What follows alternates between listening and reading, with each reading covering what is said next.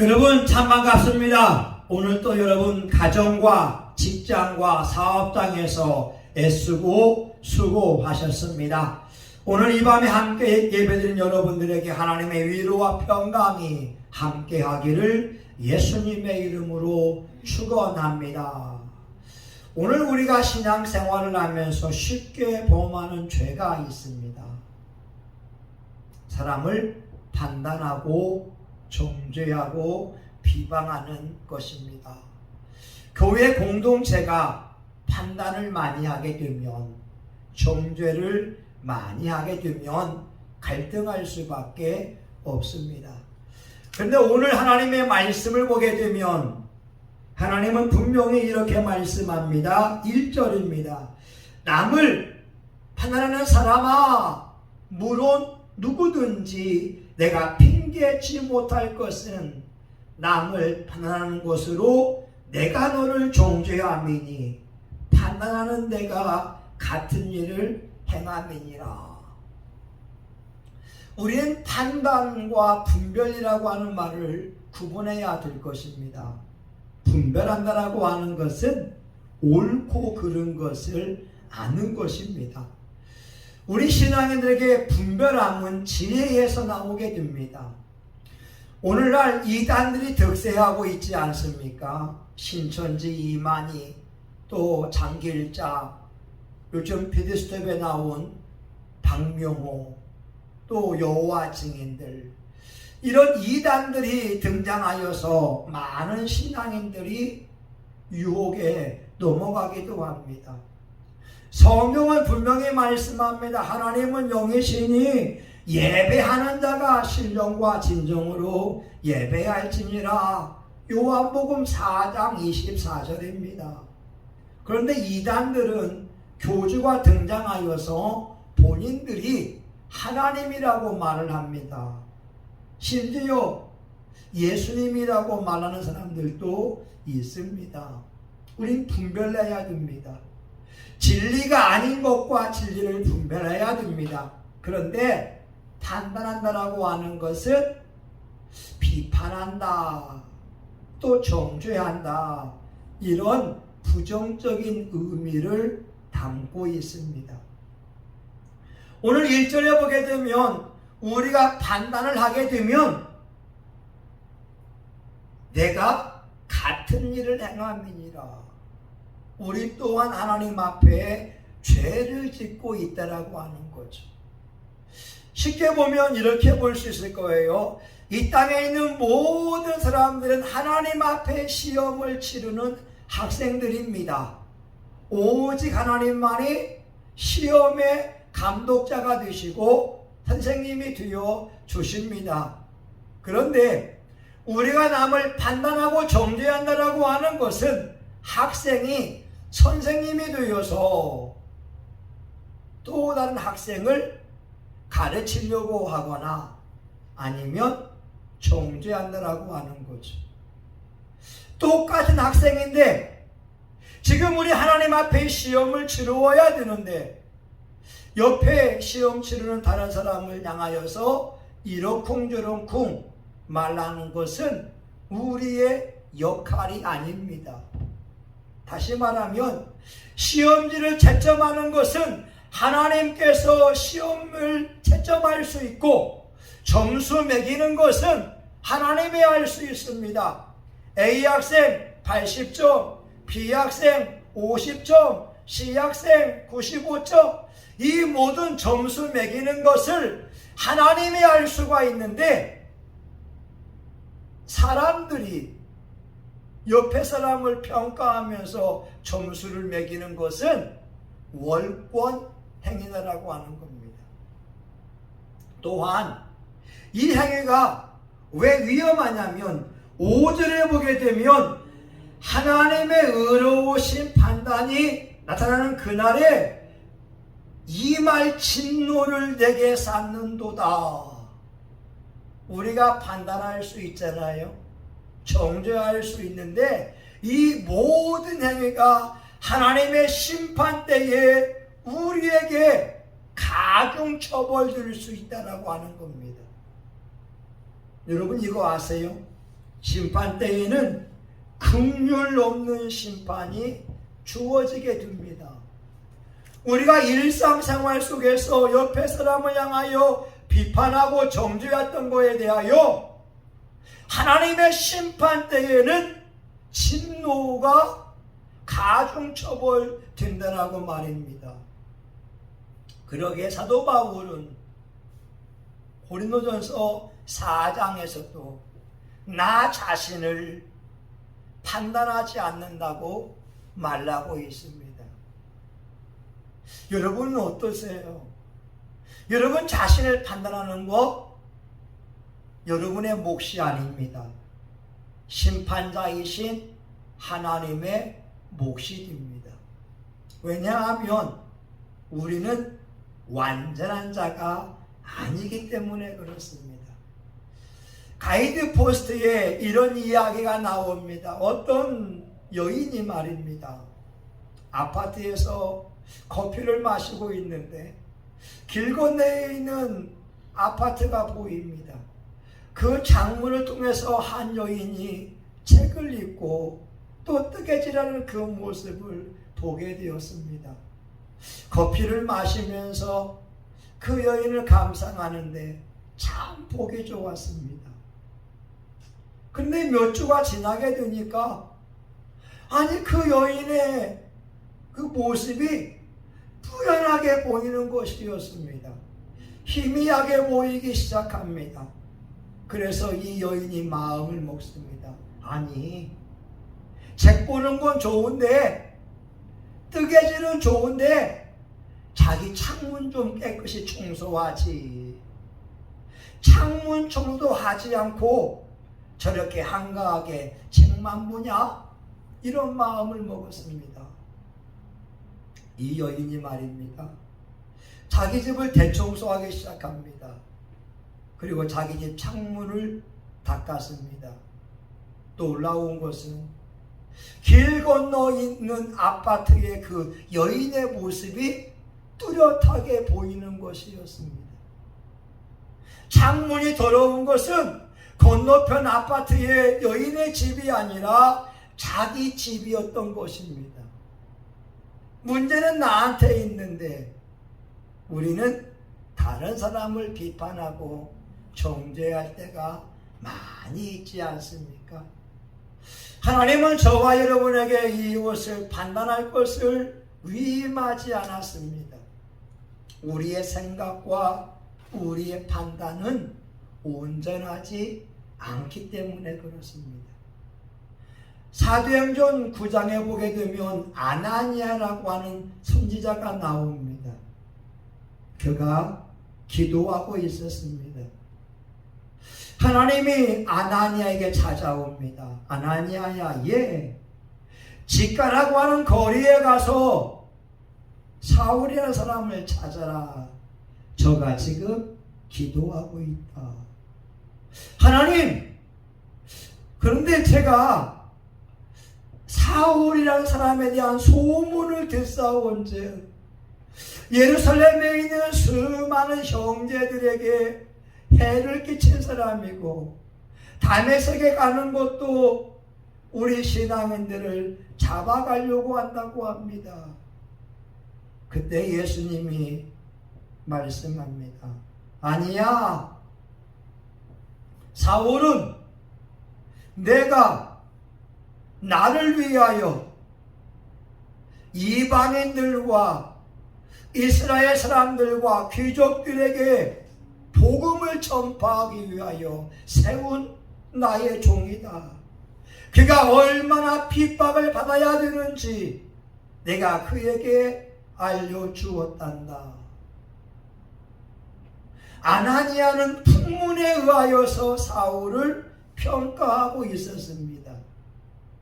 그러나 하나님은 그는 이방을 위하여 택한 나의 그릇이라고 말씀하고 있습니다.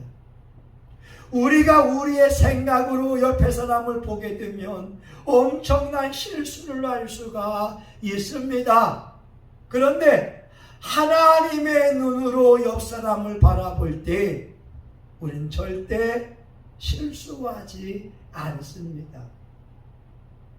시편 16편 3절에 말씀하지요. 땅 위에 있는 성도는 존귀한 자니 나의 모든 즐거움이 저에게 있도다. 내가 보기에는 부족한 사람인데, 내가 보기에는 흠이 있는 사람인데, 하나님이 보시기에는 땅 위에 있는 성도는, 예수 그리스도를 구주로 섬기는 자들은 존귀한 자요 하나님의 즐거움이라고 말씀하고 있습니다. 그래서 우리는 함부로 판단을 하면 되지 않습니다. 우리가 판단을 멈춰야 될 또 하나의 이유가 있습니다. 고린도전서 4장에 보게 되면 5절에 이렇게 말씀합니다. 주께서 오시기까지 아무것도 판단치 말라. 그가 어두움에 감추인 것들을 드러내고 마음의 뜻을 나타내시리니 그때에 각 사람에게로 하나님께로부터 칭찬이 있으리라. 이 말이 뭐예요? 내가 A라고 하는 사람에 대하여 비판을 하고 판단하고 정죄하고 있는데 하나님은 그 사람에게 칭찬을 줄 수 있다라고 하는 거죠. 여러분, 내가 보기에 그 사람은 부족한 사람이요 흠이 많은 사람이지만 하나님께서 심판하실 그때에 그 사람에게 멸관을 씌워주고 그 사람에게 세마포 정금옷을 입혀주고 그에게 착하고 충성된 종이라고 칭찬할 수 있다고 하는 겁니다. 그러면 우리는 내 생각으로 하나님이 귀히 여기는 사람을 판단하고 정죄하는 엄청난 실수를 저지른 것이었습니다. 오늘날 한국교회가 혼란스러운 이유는 목사님들에 대하여서 쉽게 판단을 합니다. 정죄합니다. 오늘날 장로님들도 이러쿵 저러쿵 이야기하면서 남의 허물을 지적합니다. 권사님들도 성도님들도 이 목사님 저 목사님 이 교회 저 교회 좋은 이야기도 하지만 나쁜 이야기도 하면서 흉을 보고 있습니다. 이것이 하나님 앞에 엄청난 죄인 것을 아셔야 됩니다. 로마서 2장 5절에 하나님의 의로우신 판단이 나타나는 그날에 이 말 진노를 내게 쌓는도다. 심판대에 하나님이 상급을 주고 하나님이 축복해 줄 그런 교회와 목회자나 성도를 비난했다면 여러분 어떻게 그 형벌을 감당하려고 하십니까? 하나님이 기위 쓰는 사람들, 하나님의 즐거움인 성도분들을 향하여 비판하고 정죄할 때 우린 어떻게 그 심판을 견디려고 하십니까? 마태복음 7장 1절에 보게 되면 비판을 받지 아니하려거든 비판하지 말아라 이렇게 말씀하고 있습니다. 우리가 남을 비판하게 되면 남을 헤아리게 되면 우리 또한 비판을 받게 되고 헤아림을 받게 된다고 말씀하고 있습니다. 반대로 말하면 남을 축복하면 남에게 복을 빌어주면 우리는 복된 사람이 된다라고 하는 거죠. 예수님은 이렇게 말씀합니다. 우리 눈 속에 있는 들보를 보지 못하고 남의 눈에 있는 티를 빼라고 한다는 겁니다. 들보는 나무 토막입니다. 우리 눈에 나무 토막이 있는데 남의 눈에서 조그만한 티를 빼라고 하는 것은 합당하지 않다라고 하는 거죠. 사랑하는 교우들이여, 저와 여러분의 모습에서 예수님의 모습이 나오기 원합니다. 예수님은 가나마다 잡힌 여인에게 이와 같이 말씀하고 있습니다. 나도 너를 정죄하지 아니하노니 다시는 죄를 범치 말아라. 예수님도 죄 있다고 정죄하지 아니하는데, 정죄하지 아니하는데 우린 어떻게 해야 되겠습니까? 저와 여러분의 삶에서 비판과 정죄와 판단을 멈추고 예수님의 마음으로 남을 위한 축복과 분별, 믿음으로 승리할 수 있기를 예수 이름으로 축원합니다. 아멘. 하나님, 많은 사람들이 판단합니다. 정죄합니다. 비판합니다. 그러나 우리 신앙인들은 사람의 눈으로 바라보지 않고 풍문에 의하여서 말하는 것이 아니라 하나님의 눈으로 영혼들을 바라볼 수 있도록 은혜를 베풀어 주시옵소서. 우리가 판단과 정죄함으로 심판대의 진노를 쌓는 것이 아니라 우리가 분별하되 기도함으로 먼저 내 안에 있는 들보를 빼내므로 상대방의 모습이 나의 모습인 것을 깨닫고 나를 바꾸어낼 수 있도록 은혜를 베풀어 주시옵소서. 예수님의 이름으로 기도합니다. 아멘. 여러분, 우리 이 시간 내 안에 있는 판단과 정죄를 멈추기 위하여 우리 주여 삼창하며 동성을 같이 기도합니다. 주여, 주여, 주여. 하나님 아버지, 우리는 남에 대하여서 쉽게 판단을 합니다. 하나님 아버지, 우리는 남의 말하기를 너무나 좋아합니다. 아버지, 비난하기를 좋아합니다. 비방하기를 좋아합니다. 아버지, 남에 대하여 좋은 말하기보다 좋지 않은 말 하는 것을 좋아했던 것을 회개합니다. 하나님, 성경은 하나님, 우리가 판단하게 되면 우리 또한 판단으로 말미암아 정죄받을 것을 말씀하고 있고, 심판 때에 우리에게 임할 진노를 쌓고 있다고 하나님은 경고하고 있습니다. 이 시간 우리가 회개합니다. 우리의 죄악을 멈추게 하여 주시옵소서. 하나님, 우리는 하나님의 눈으로 영혼들을 바라볼 수 있기 원합니다. 아버지 하나님의 한국교회를 바라보면서 영혼들을 바라볼 수 있기 원합니다. 우리에게 분별의 은혜가 임하기 원합니다. 시대를 분별하게 하여 주옵소서. 하나님의 뜻을 분별하게 하여 주시옵소서. 사람들을 분별하게 하여 주시옵소서.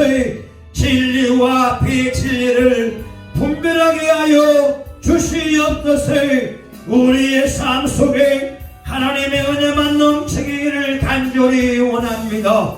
하나님, 우리 안에 성령님의 역사와 악한 원수 마귀의 활동을 분별하게 하여 주시옵시고, 판단과 정죄와 비방은 100% 악한 영이 좋아오니 이 일을 멈추게 하여 주시옵시고, 우리 입에는 자수감과 겸손과 온유함과 인자함과 생명의 언어만 가득 차기를 원합니다. 상대방의 모습이 곧 나의 모습이 되어 나를 비추는 거울이 되어지기를 간절히 원합니다. 하나님, 이 시간 저와 우리 교우들의 모습에서 예수님의 모습이 보이게 하여 주시옵소서.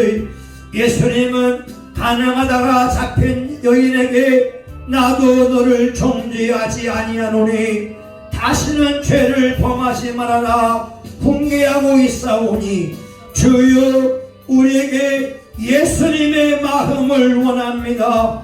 예수님의 마음을 소유하기 원합니다.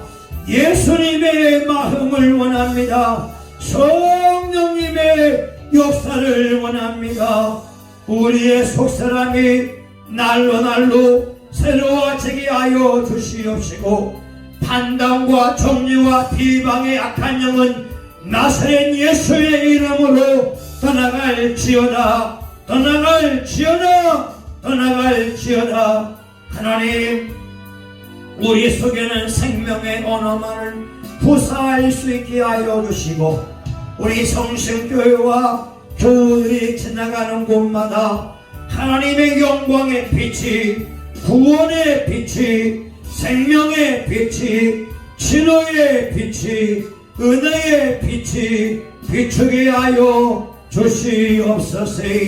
오늘도 우리 예배 중에 임재하신 하나님을 찬양합니다. 영광 받으시니 감사합니다. 예수님의 이름으로 기도합니다. 아멘.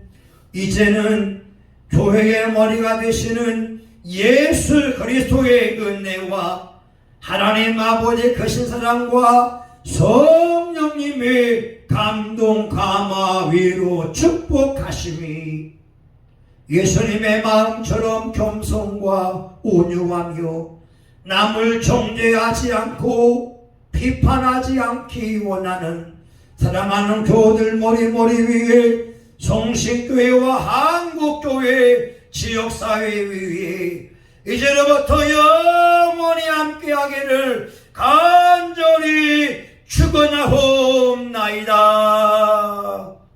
아멘.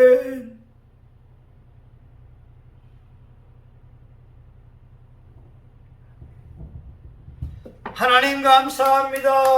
할렐루야. 아무도 안 들어왔네.